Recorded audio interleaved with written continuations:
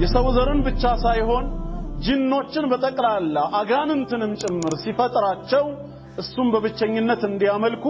እሱን በብቸኝነት እንዲገዙ ነው የፈጠረው። በሱ ህግና ሥርዓት ህይወታቸውን እየመሩ ጌታቸው አድርጉ ያላቸውን ነገር እያደረጉ አላህ የከለከላቸውን ነገር እየተከለከሉ አላህን ያመልኩ ዘንዳ ተፈጥረዋል ማለት ነው። ከእንስሳ የምንለየውም ትልቁ ሚስጥር ይሄው ማን እንደፈጠረን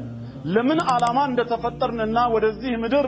ለምን እንደመጣን ካላወቅን ከእንስሳ በምንድነው የምንሻለው? በምንስ እንለያለን? በህይወት መኖር ከሆነ እንስሳዎችም በህይወት እየኖሩ ነው፣ እንደኛው እየተነፈሱ ነው። መብላት መጠጣትም ከሆነ እንስሳዎች ይበላሉ ይጠጣሉ። በምንድነው ከነሱ የተለየ ነው? ጠዋትኛ ለሥራ እንወጣለን፣ በተለያየ አይነት የሥራ መስክ ላይ እንሰማራለንም ከሆነ እንስሳዎችም ያንኑ ሥራ ይሰራሉ። ሰው ሆነን የተፈጠርነው ፈጣሪ አምላካችንን አላህን በብቸኝነት እንድናመልከው እሱን ብቻ እንድንገዛው ሲፈጥረን ብቻውን እንደፈጠረን ሕያው ካደረገንም በኋላ እስካሁን ድረስ ሲሳይን በመለገስ ከላይ ዝናብን እያወረደ ከታች ከምድር የተለያዩ አይነት እጽዋትን እያበቀለ የእንስሳት ተዋጽኦንም እየሰጠ በመመገብ በማብላትና በማጠጣት አላህ እንዳሳደገን ሁላ ብቻውን እንደሚሰራው ስናመልከውም ብቻውን እንድናመልከው ይፈልጋል። በእኛ መፈጠር ላይ ፍጡራን ድርሻ የላቸው። መላእክት አልፈጠሩንም፣ ነቢያት አልፈጠሩንም፣ ደጋግ የአላህ ባሪያዎች አልፈጠሩንም። ስለዚህ በእኛ መፈጠር ላይ ድርሻ የሌላቸው አካላት በአምልኮም ላይ ድርሻ ሊኖራቸው ስለማይገባ ብቻውን የፈጠረንን ጌታ አላህን እናመልክ ዘንድ አላህ ወደዚህ ምድር ሰው አድርጎ አምጥቶናል፣ ፈጥሮናል። እኛም ይሄንን ልንዘነጋ አይገባም። ወንድሞች እህቶች፣ አሁንም ደጋግሜ ነፍሴንም እናንተንም የማስታውሰው የተፈጠርነው ለአምልኮ ነውና አምልኮን በአግባቡ ከመፈጸም ምንም አይነት ጉዳይ ቢዚ ሊያደርገን አይገባም። ኑሮ የአኺራ ኑሮ ነው። ምድራዊ ኑሮ በአጭር ነገር ይጠናቀቃል። አገኘንም አጣንም፣ ጤነኛም ሆነ በሽተኛ፣ ሰላም ባለበት አካባቢ ኖርንም ወይም ረብሻ በበዛበት አንድ ቀን በሞት መገላገላችን አይቀር። የትንሣኤውን ዓለም ግን ከሙታን ዓለም ተቀስቅሰን በጌታችን በአላህ ፊት ቁመን ስላሳለፍነው ምድራዊ ህይወት አላህ ሲተሳሰበን ግን መልሳችን ምንድነው የሚሆነው? ያን ቀን በምንድነው የምንገላገለው? ስለዚህም ዛሬ ወደዚህ ዓለም የመጣበትን የተፈጠረበትን ዓላማ አውቆ ጌታውን አላህን ያመለከ ሰው በትንሣኤው ዓለም ዘላለም በተድላ በጀነት ይኖራል ማለት ነው። አላህን ያላመለከ አላህን ከማምለክ የኮራ በአላህ ላይ ክዶ የሞተ ሰው ከሆነ ግን ዘላለም ጀሃነም እሳት ነውና የሚዘወትረው ለነፍስያችን ልናስብላት ይገባል። إذا كنت في الدنيا عن الخير عاجزا فما أنت في يوم القيامة صانع.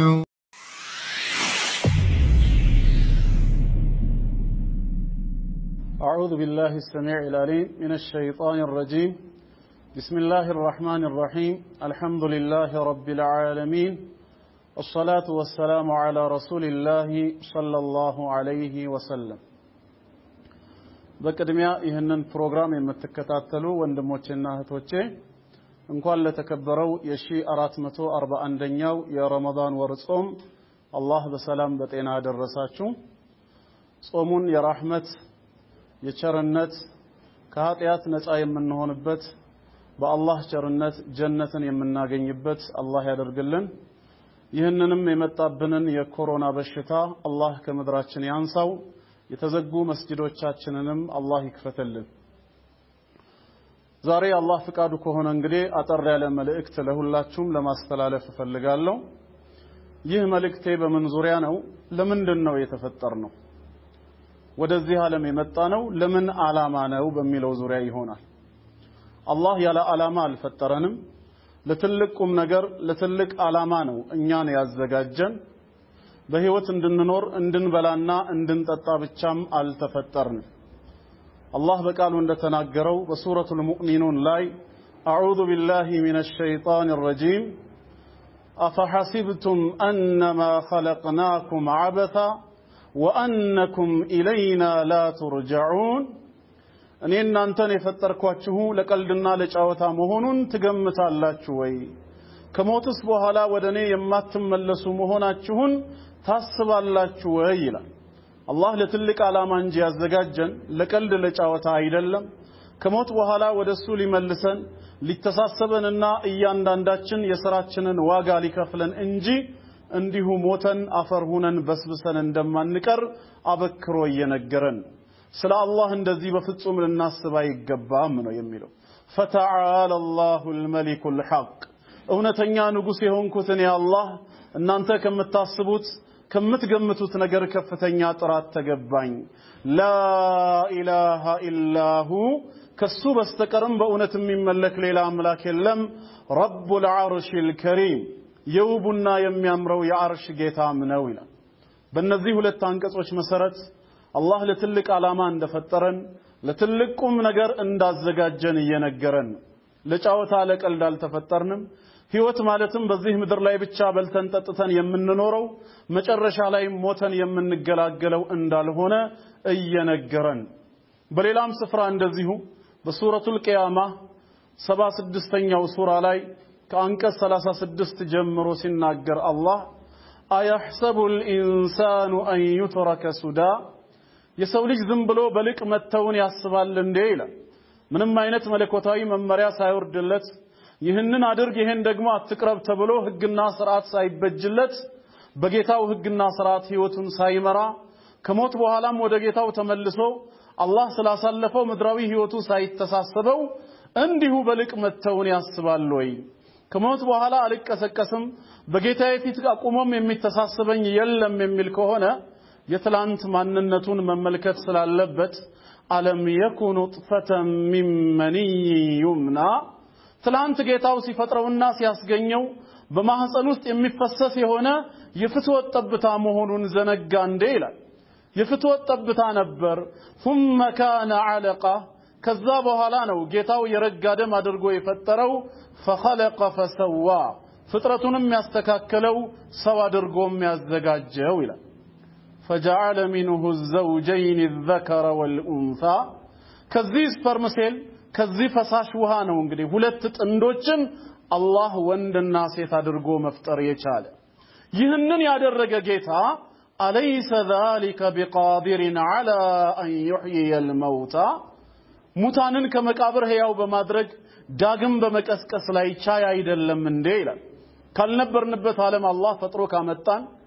ከናታችን ማህፀን እኛን ማስገኘት ከቻለ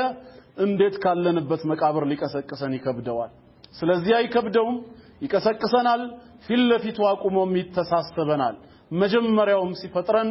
ለትልቅ ዓላማ ነውና ይፈጠረን ይሄ ዓላማ ምን እንደሆነ ሱረቱ ዛሪያት ምዕራፍ 51 ከቁጥር 55 እስከ 58 አላህ ነግሮናል ወذكر فإن الذكرى تنفع المؤمنين አስታውስ ያንተ ማስታወስ አማኞችን ይጠቅማል ይላል ጌታ አላህ እኛ ሰዎች በባህሪያችን እንረሳለን እንዘነጋለን እንሳሳታለን አስታዋሽ የገጠመን ጊዜ ግን አማኞች ከሆነን የረሳነውን ነገር እናስታውሳለን በምክሩም እንገሰጻለን ማስታወስ ለአማኞች ጠቃሚ ነውና ይላል ከማስታወሻዎች ሁሉ በላጩ ትልቁ ደግሞ በፍጹም ልንረሳው የማይገባ ነገር ምንድነው وما خلقت الجن والانس الا ليعبدون እኔ ይላል ጌታ አላህ ሰዎችንም ሆነ አጋንንትን ጂኖችን ሊያመልኩኝና ሊገዙኝ እንጂ ለሌላ ዓላማ አልፈጠርኳቸውም ማለት አላህ የሰው ዘርን ብቻ ሳይሆን ጂኖችን በጠቅላላ አጋንንትንም ጭምር ሲፈጥራቸው እሱን በብቸኝነት እንዲያመልኩ እሱን በብቸኝነት እንዲገዙ ነው የፈጠረው በሱ ህግና ሥርዓት ህይወታቸውን እየመሩ ጌታቸው አድርጉ ያላቸውን ነገር እያደረጉ አላህ የከለከላቸውን ነገር እየተከለከሉ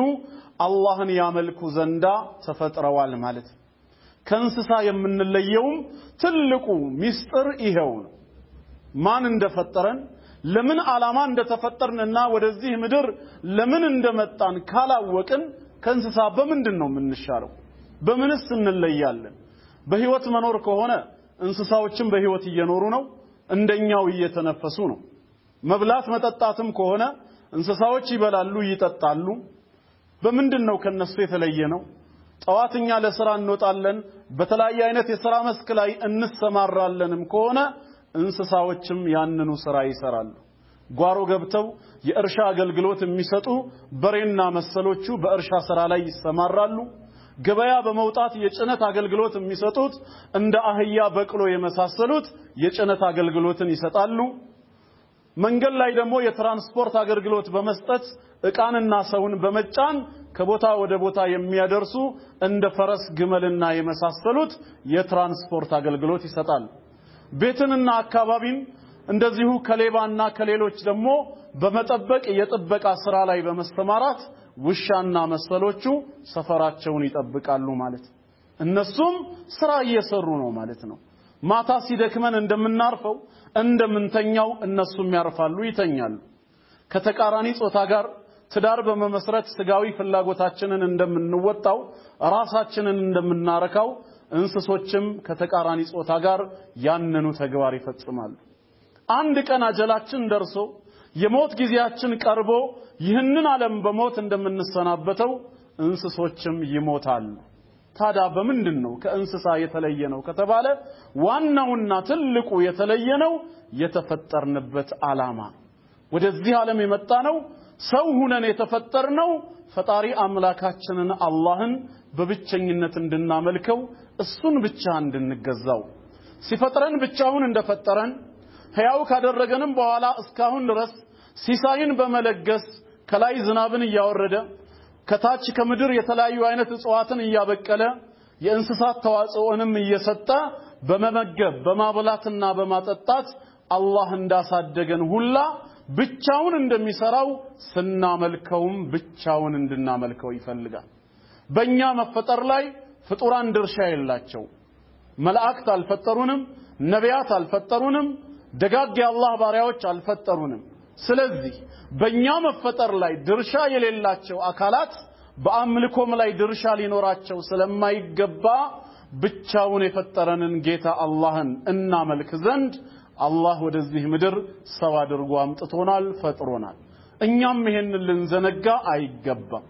ስለምንበላው ስለምንጠጣው ነገር ብዙም እንድንጨነቅ አያስፈልግም ኃላፊነቱን የወሰደ ጌታ አለ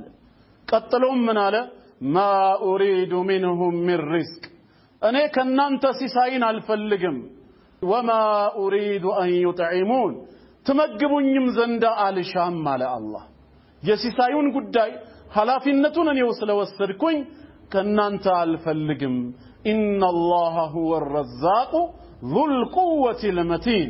አላህ ራሱ ሲሳይን ሰጪ የብርቱ ኃይል ባለቤት ነውና የሲሳዩን ጉዳይ አላህ ይሰጣቸዋል እናንተ ግን የተፈጠራችሁት አላህን ልትገዙ ነው ይያለን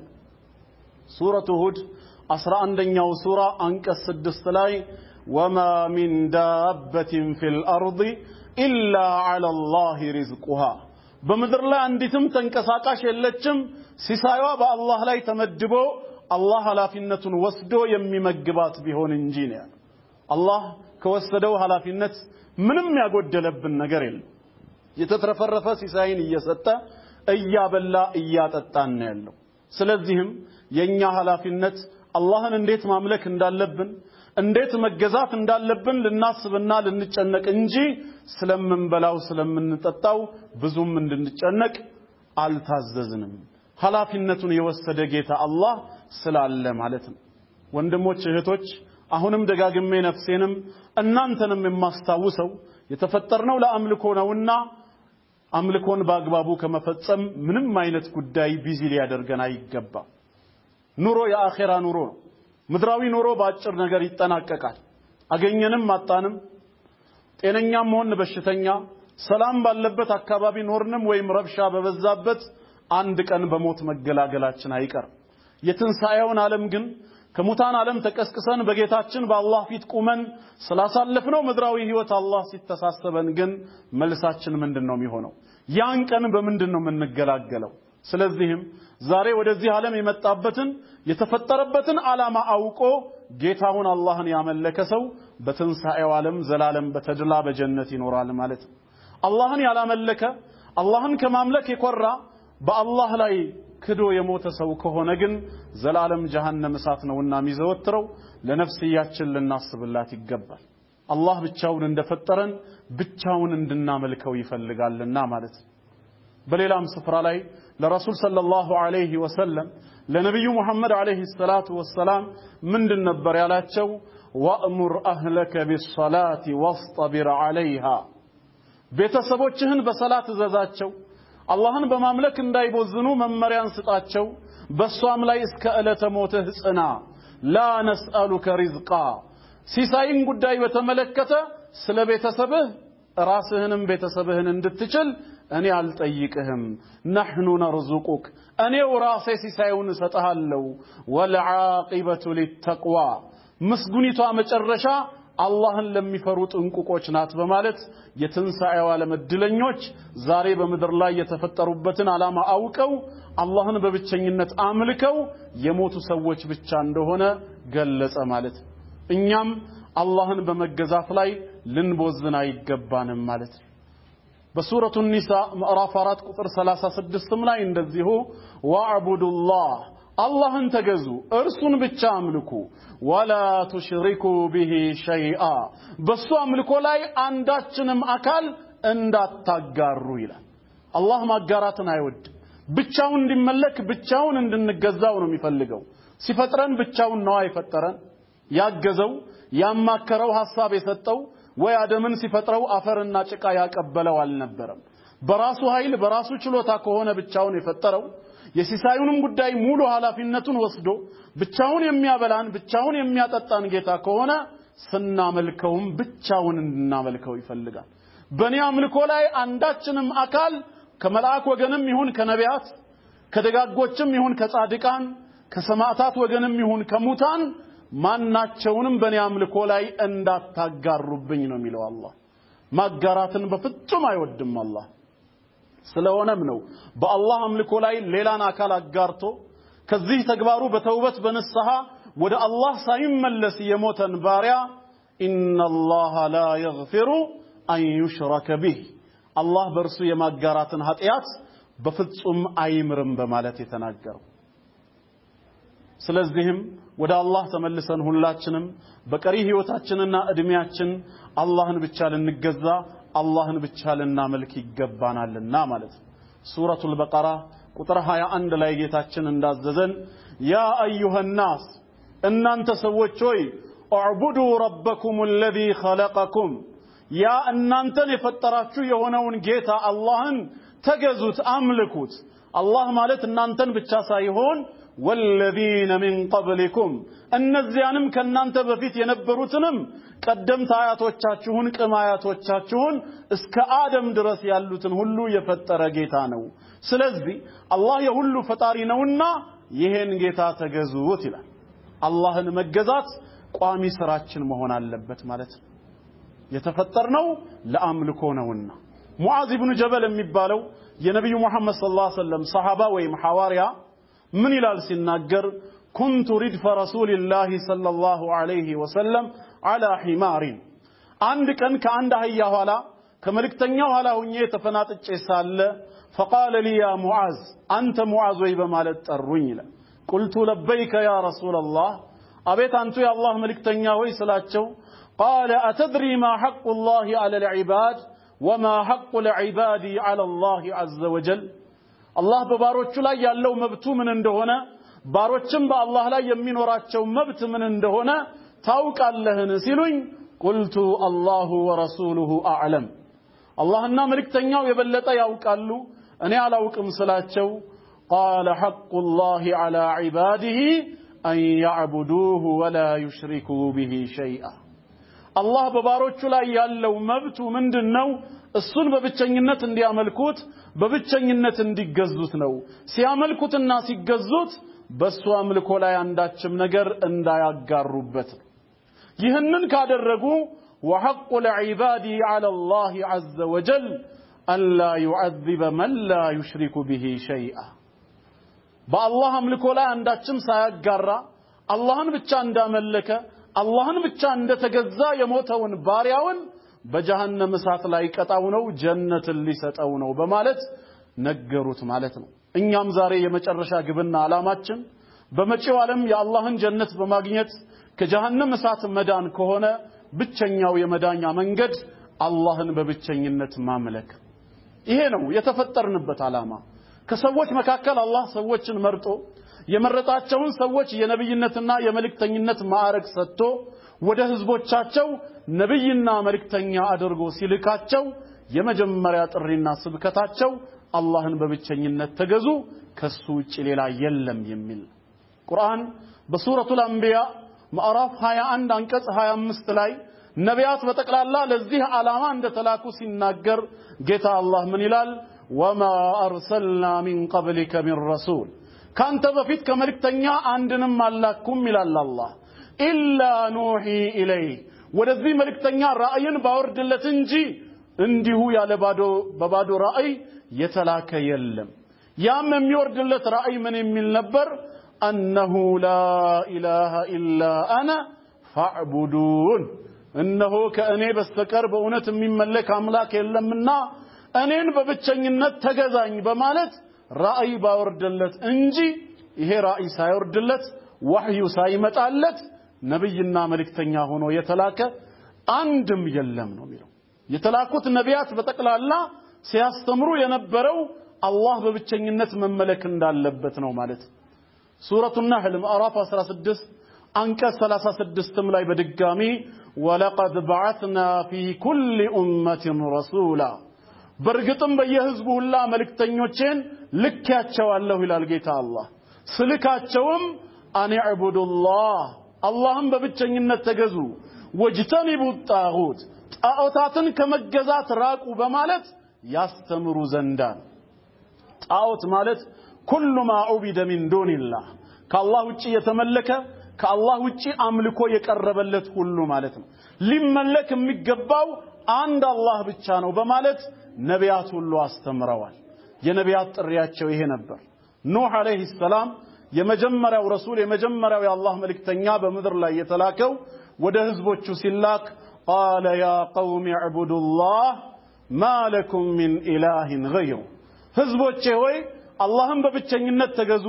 እርሱም ብቻ አምልኩ ለናንተ ከአላህ ሌላ የሚመለክ አምላክ የላችሁም ነው ያላቸው ሌሎች ነቢያትም ይሄንኑ ትምህርት ነው ያስተማሩት ነብዩ መሐመድም ሰለላሁ ዐለይሂ ወሰለም የአላህ ውዳሴ ሰላሙን በረከቱን በሳቸው ላይ ይሁን ዚል መጃዝ በተባለው ሱቅ ላይ ሲያልፉ የመጀመሪያ ጥሪያቸው በመካ ከተማ ምንድን ነበር ያሉት አዩሃ الناس قولوا لا اله الا الله تفلحون ያሉት እናንተ ሰዎች ሆይ لا اله الا الله በሉ ከአላህ በስተቀር በእውነት የሚመለክ አምላክ የለም ብላችሁ የምስክርነትን ቃል ስጡ ተፍለሑ ትድናላችሁና የምንድነው የፈጠረን አምላካችንን አላህን በማምለክ ብቻ አላህን ስናመልክ በትእዛዙ ስናድር አላህ በእዝነቱ በቸርነቱ ጀነትን ይሰጠናል ከጀሃነም እሳትም ይጠብቀናል ወደዚህ ዓለም የመጣነው ይሄን አምልኮ ለመተግበር እንደሆነ አሁንም ለአፍታ ያክል በፍጹም ልንረሳ ልንዘነጋ አይገባንም የአምልኮ ባለ ዕዳ ነን አላህ ባለ መብት ነው አላህን በብቸኝነት በማምለክ ይህንን ግዳጃችንን መወጣት ዕዳችንን መክፈል ከያንዳንዳችን ይጠበቅብናል ማለት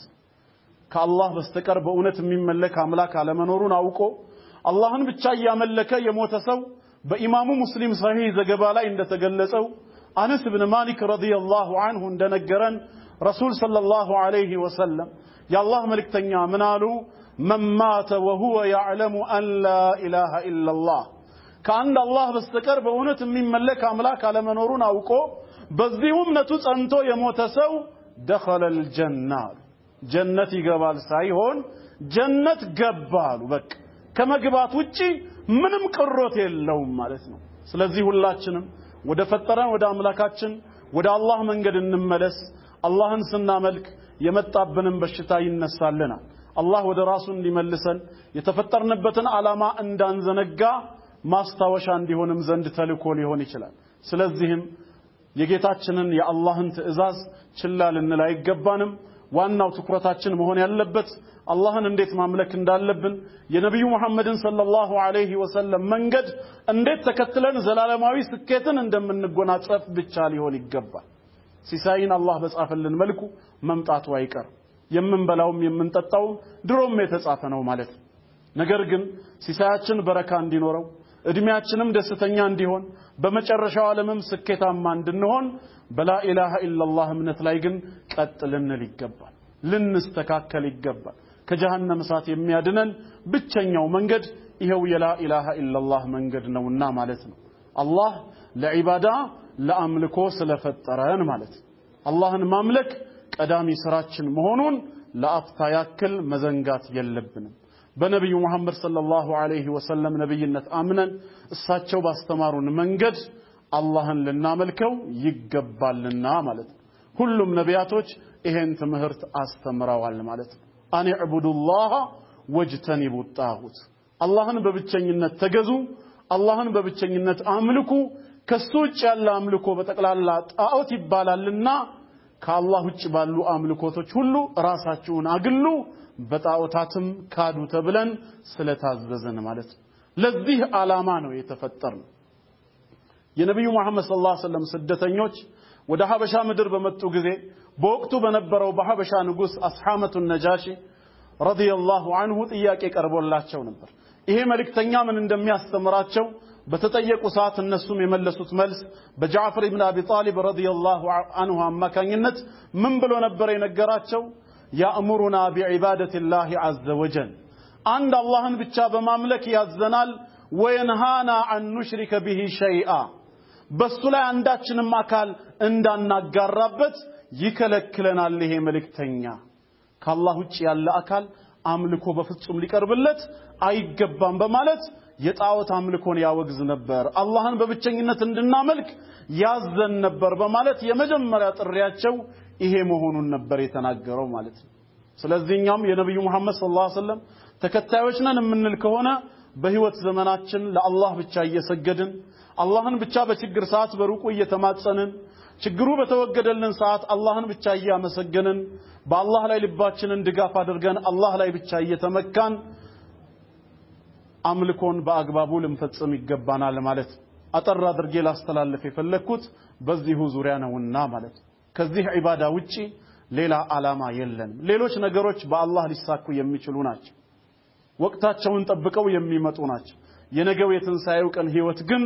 አላህን በማምለክ ብቻ ነው ሊያበራ የሚገባው ማለት ለዚህም ነው አላህ ሱረቱ አሊ ኢምራን ምዕራፍ 3 ላይ ኩሉ ነፍሲን ዛኢቀቱል መውት እያንዳንዲቷ ነፍስ ሞትን ቀማሽ ነች ወኢንማ ትወፈውነ ኡጁረኩም የውመል ቂያማ ሁላችሁም እንዳዎቻችሁ የሥራችሁ ዋጋ ተሞልቶ የሚሰጣችሁ በትንሳኤ ቀን ነው ፈመን ዙህዚሀ ዐኒን ናሪ ወኡድኺለል ጀነ የዛኔ ከጀሃነም እሳት እንዲርቅና በአላህ ቸርነት ጀነት እንዲገባ የተደረገ ሰው ፈቀድ ፋዝ በርግጥም እድለኛ ሆነ ወመል ሐያቱ ዱንያ ኢላ መታዑል ጉሩር ይህች ምድራዊ ህይወት ጊዜያዊ መጠቃቀሚያና መሸናገያ እንጂ ሌላ አይደለችም ያገኘም ያጣል ያጣም ያገኛል ሁሉም ደግሞ ወደ መቃብር ዓለም ይሄዳል ያከትምለታል ማለት ነው የትንሳኤው ዓለም ግን ጥሩ የሆነ ህይወት በጀነት የሚኖረው ዛሬ አላህን በብቸኝነት በማምለክ እርሱን ብቻ በመገዛት ነው ስለዚህ ይሄን መልእክቴ የምታዳምጡ በተቀላላ ወደ ላ ኢላሃ ኢላላህ ሙሐመዱር ረሱሉላህ ከአንድ አላህ በስተቀር በእውነት የሚመለክ ሌላ አምላክ የለም ነብዩ መሐመድም የርሱ መልእክተኛ ናቸው ወደሚለው የምስክርነት ቃል እጋብዛችኋለሁ አላህ በእስላም ላይ ጸንተው በእስላም ላይ ሙተው ነገ ጀነትን ከሚገቡ መልካም ባሮች ያድርገን አላህ የመጣብንን በላ ይህንን በሽታ ኮሮናም ይሁን ሌሎችን ከምድራችን ላይ አላህ ያንሳልን ሀገራችንንም ዓለሙንም አላህ ሰላሙን ያውርድ የተዘጉ ያምልኮ ቦታችንም እንደዚሁ በፍጥነት የሚከፈቱ ረመዳናችንንም በአግባቡ እንድንጾም አላህ እገዛው አይለየን ከድህነት በዘር ጉዳይ እርስ በርስ ከመናከስ በሃይማኖት ጉዳይ ጦር ከመማዘዝ በሌሎችም ጉዳዮች ችግር ከመፍጠር አላህ ይጠብቀን ለምድራችን ሰላም እንድናመጣ ለምድራችን አርአያ እንድንሆን የሰላም አርአያ እንድንሆን አላህ እገዛው ይለየን አላህ በሽታውን በድጋሚ ያንሳልን ወሰላሙ ዐለይኩም ወራህመቱላሂ ወበረካቱሁ